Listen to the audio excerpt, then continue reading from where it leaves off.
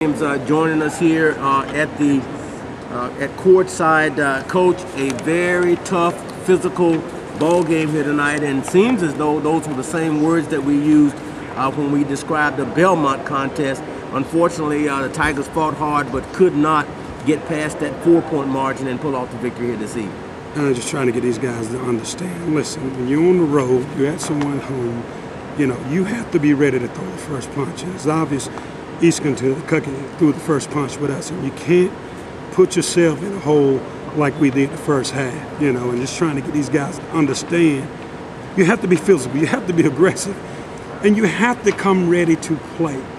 And so trying to get them to understand it is a mentality that you have to have, whether it's offensively, defensively. It's a mentality when you're on the road and trying to get them to understand, especially against a good team.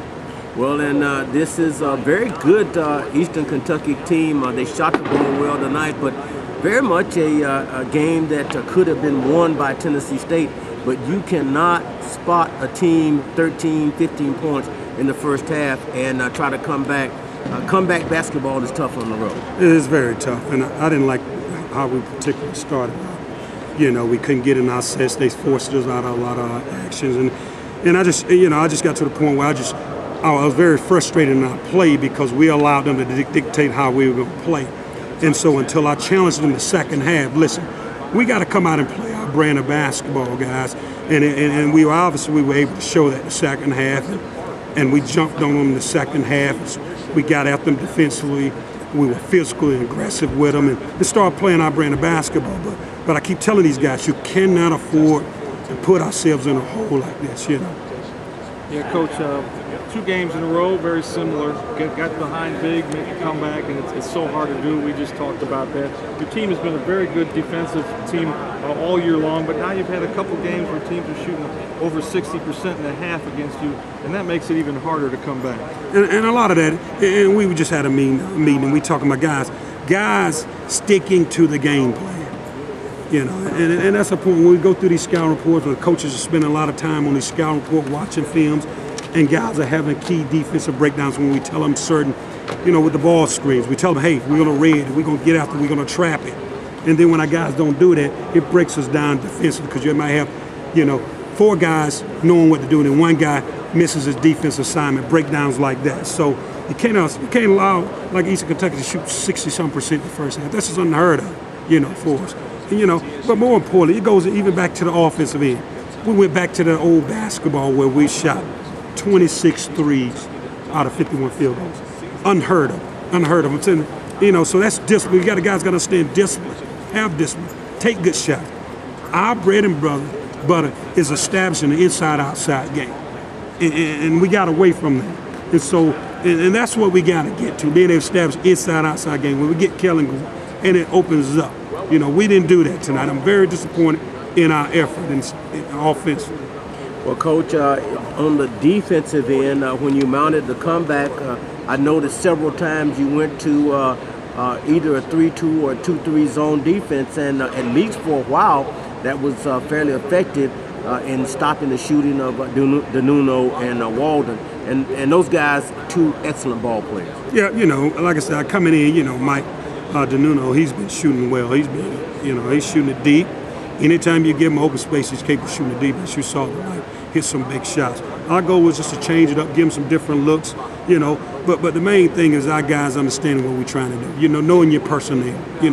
They got a few guys that are capable of driving, but we're better a defensive team than we showed tonight. So we got to get back to what we're capable of doing.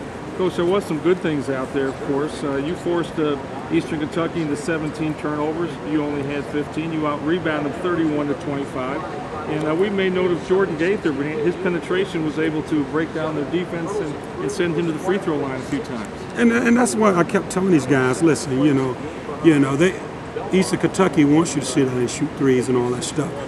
And trying to get the guys to understand, hey, dribble drive, penetration, attack, being aggressive. That's our offense, when we establish our inside-outside game, you get some good ball movement, and then you can drive. So, like I said, it has to get to a point where the guys have to realize and have a sense of urgency.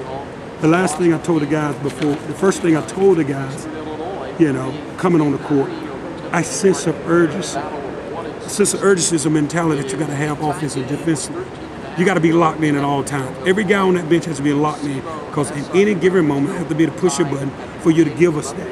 And so we just got to get, I mean, you know, it's a quick turnaround, one day turnaround for Morehead. But on the road, you have to be ready to play. So as the head coach, I got to find a way to get these guys to understand that. Well, Coach, you touched on it. You got the third consecutive road game coming up on Saturday night as you travel to Morehead, which is about an hour away from Richmond. And tonight, Morehead really played Belmont tough. A one-point ball game. I believe the final there is 64-63.